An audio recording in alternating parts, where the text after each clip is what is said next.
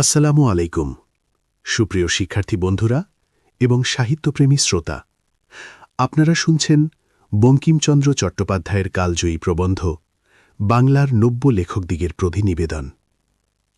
আমি আপনাদের সাথে আছি একজন শিক্ষক হিসেবে। আজকের এই ভিডিওটি শুধুমাত্র একটি গল্প নয়, এটি এইচএসসি পরীক্ষার্থীদের জন্য একটি পূর্ণাঙ্গ গাইডলাইন। আজকের আলোচনায় আমরা বঙ্কিমচন্দ্রের সেই ১৩টি উপদেশ শুনব যা একজন লেখককে মহৎ করে তোলে, এবং একই সাথে আমি বলে দেব বোর্ড পরীক্ষায় এখান থেকে ঠিক কোন প্রশ্নগুলো বারবার আসে। চলুন বঙ্কিমচন্দ্রের চিন্তার জগতে প্রবেশ করি। বন্ধুরা, সাহিত্য সম্রাট বঙ্কিমচন্দ্র চট্টোপাধ্যায় যখন এই প্রবন্ধটি লিখেছিলেন, তখন তিনি নতুন লেখকদের উদ্দেশ্যে কিছু সতর্ক বার্তা দিতে চেয়েছিলেন। তিনি মূলত ১৩টি উপদেশ দিয়েছেন। আসুন আমরা সেগুলোকে গল্পের মতো করে বুঝি। দৃশ্যপট ১, যশের মোহ, ফেম। বঙ্কিমচন্দ্র প্রথমেই বলেছেন, যশের জন্য লিখিবেন না, অর্থাৎ শুধু বিখ্যাত হবার জন্য কলম ধরবেন না।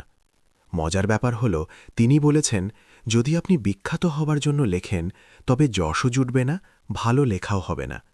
লেখা ভালো হলে যশ বা খ্যাতি এমনিতেই আসবে। গুরুত্বপূর্ণ টিপস। পরীক্ষার জন্য মনে রাখবেন, যশ মানে খ্যাতি। বোর্ড প্রশ্নে প্রায়ই আসে, বঙ্কিমচন্দ্র কিসের জন্য লিখতে নিষেধ করেছেন? উত্তর, যশের জন্য। দৃশ্যপট ২, অর্থের লোভ, মানি। দ্বিতীয়ত তিনি বলেছেন, টাকার জন্য লিখিবেন না। ইউরোপে অনেক লেখক টাকার জন্য লিখে ভালো করেছেন, কিন্তু আমাদের দেশে এখনও সেই দিন আসেনি। টাকার জন্য লিখলে লেখার মান কমে যায়।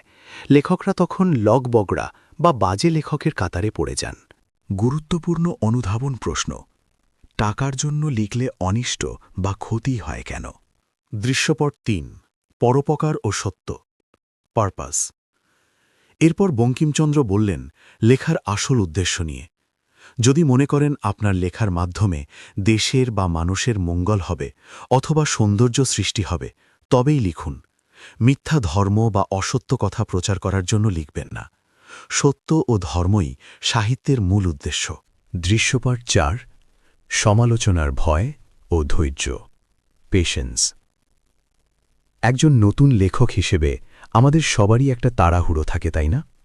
বঙ্কিমচন্দ্র এখানে এক অদ্ভুত উপদেশ দিলেন। তিনি বললেন, যা লিখবেন তার সঙ্গে সঙ্গে ছাপাবেন না, কিছুদিন ফেলে রাখুন। কেন জানেন? কারণ কিছুদিন পর লেখাটি পড়লে আপনি নিজেই নিজের ভুলগুলো ধরতে পারবেন। যদি দেখেন লেখাটি আর ভালো লাগছে না, তবে তা পুড়িয়ে ফেলুন। আর যদি সত্যিই ভালো লাগে, তবেই ছাপান।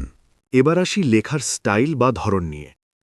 বঙ্কিমচন্দ্র খুব বিরক্ত ছিলেন তাদের উপর যারা লেখাকে কঠিন করার জন্য সংস্কৃত শব্দের জগাখিচুড়ি পাকাতেন। তিনি পরিষ্কার বললেন, অলঙ্কারের চেষ্টা করিবেন না। লেখার প্রধান গুণ হল সরলতা এবং স্পষ্টতা। যা আপনি বোঝাতে চান তা যদি পাঠক সহজেই বুঝতে পারে, সেটাই শ্রেষ্ঠ লেখা। অহেতুক কঠিন শব্দ ব্যবহার করে পাণ্ডিত্য দেখানোর নাম সাহিত্য নয়। তিনি একটা চমৎকার উদাহরণ দিয়েছেন। তিনি বলেছেন, বিদ্যা প্রকাশের চেষ্টা করবেন না, কারণ যার বিদ্যা আছে তা এমনিতেই প্রকাশ পায়, আর যার বিদ্যা নেই সে যতই চেষ্টা করুক ধরা পড়ে যাবে। সবশেষে তিনি কৌতুক বা ব্যঙ্গ করা নিয়েও সতর্ক করেছেন। তিনি বলেছেন, যেখানে সেখানে ইয়ার্কি বা কৌতুক করা ভালো নয়।